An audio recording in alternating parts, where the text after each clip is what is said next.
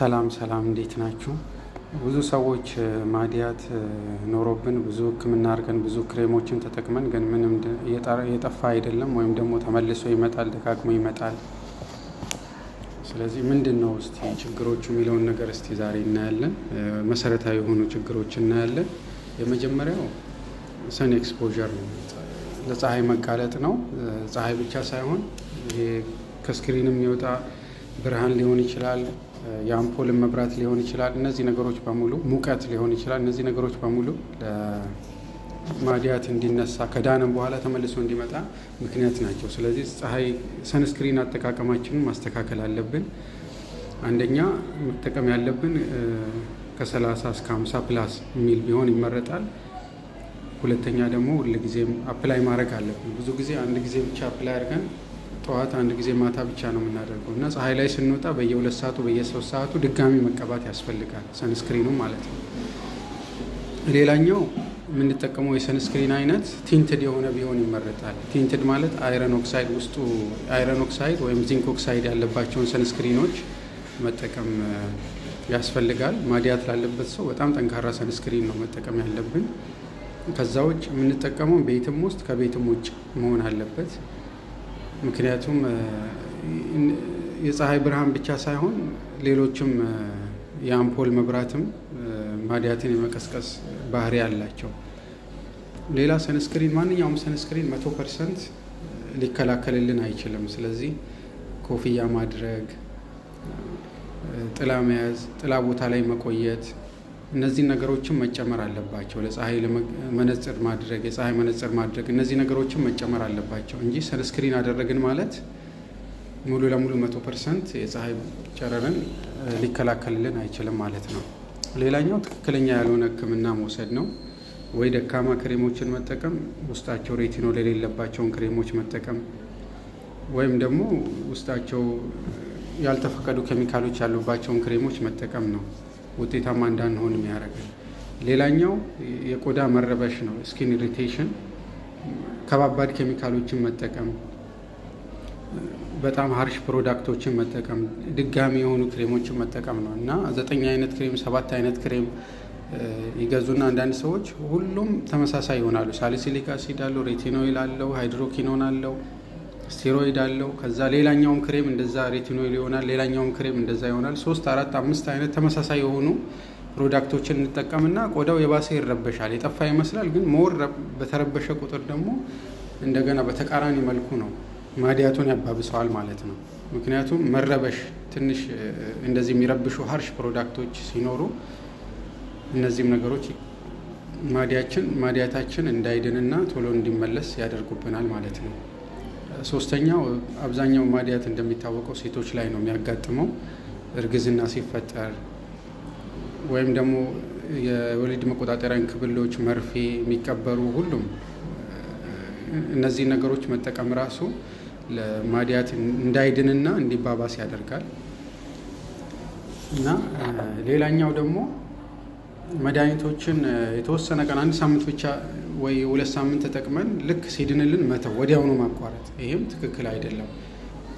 ትክክለኛ ሕክምና የማዲያት ቢያንስ ከ3 ወር እስከ 6 ወር ይፈልጋል እና ክትትል ይፈልጋል፣ ሐኪም ቤት ማለት ነው።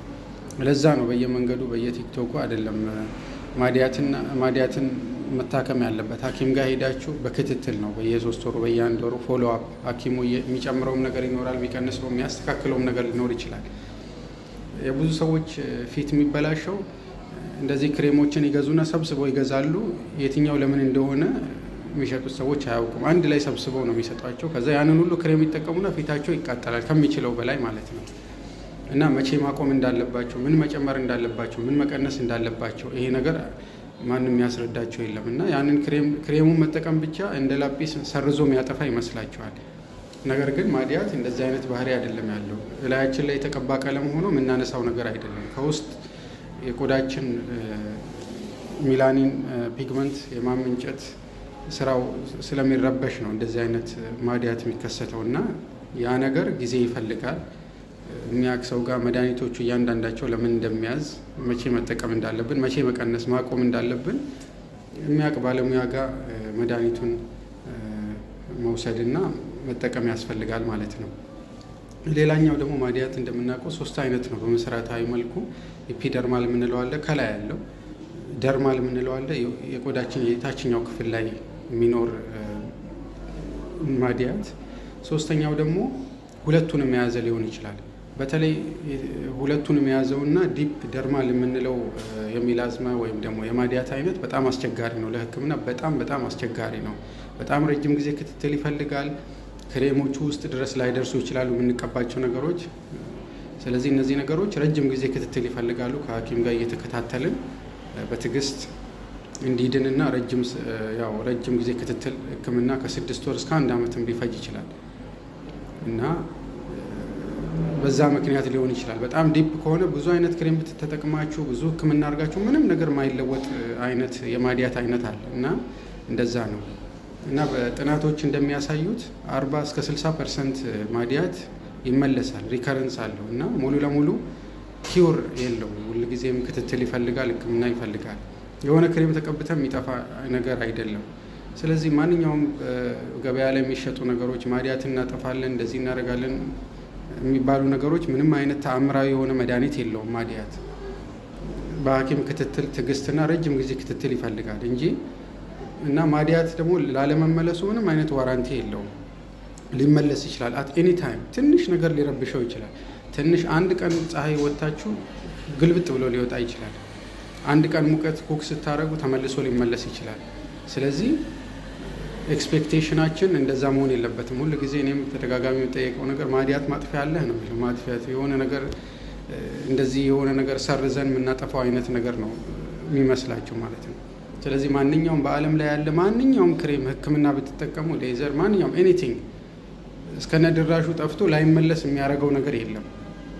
ጀስት ልናጠፋው እንችላለን፣ ኮንትሮል ልናደርገው እንችላለን እንጂ ወይ ደግሞ ከላይኛው ከሆነ ምናልባት የተወሰነ አሪፍ የተወሰኑ ማዲያቶች ምናልባት በጣም ጥሩ የሆነ ረጅም ጊዜ ሳይመለስ ሊቆይ ይችላል። ግን ከ40 እስከ 60% አብዛኛው ማዲያት ይመለሳል፣ የመመለስ ቻንስ አለው። ለዚህ መፍትሄው ምንድን ነው? ስኪን ኬር ሩቲናችን ቀጣይነት ያለው መሆን አለበት። አንድ ጊዜ ተጠቅመን ምንተው አይደለም። የሆነ ክሬም ተጠቅመን ከዛ በኋላ እርግፍ አድርገን ምንተው ነገር አይደለም። ስለዚህ እንደ ምግብ ቁርስ፣ ምሳ፣ እራት እንደሚባለው ለቆዳችንም ደግሞ እንክብካቤ ማድረግ ያስፈልጋል። የምንጠቀማቸውን ክሬሞች ማወቅ አለብን፣ ምን አይነት ክሬም እንደምንጠቀም። ምክንያቱም ፊታችን እንደ አበባ ነው። ትንሽ ነገር ስስ ነው፣ ከሌላ ቆዳችን ይለያል። ኤክስፖዝድ የሆነ ነገር ነው። ስለዚህ ሁልጊዜም አጠቃቀማችን ማስተካከል ያስፈልጋል። አመሰግናለሁ።